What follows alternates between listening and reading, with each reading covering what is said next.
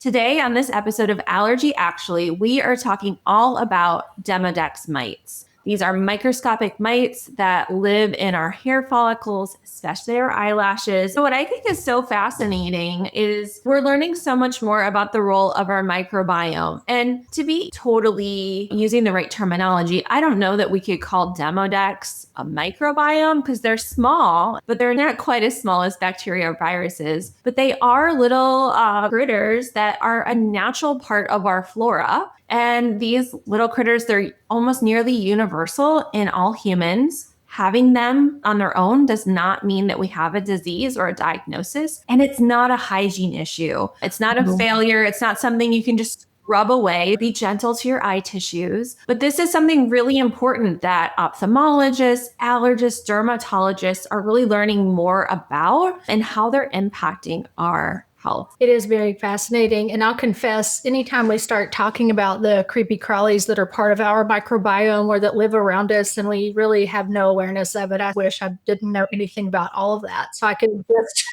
more peacefully, right? I'm like, let's just pretend there's no such thing. It's fine. My family actually seems to deal with this quite a bit. My husband has these beautiful, huge, long eyelashes, and they're like daggers. And one of my children inherited them, and they are both very prone to getting Styes and Blepharitis, which is an infection of the glands that are on the inside of your eye, close to your eyeball, that are opposite through that tissue from your eyelash. That's where the meibomian glands are, and they produce oil that your eye needs, because otherwise, if we didn't have that oil layer, moisture would evaporate from there and our eyes essentially would not work.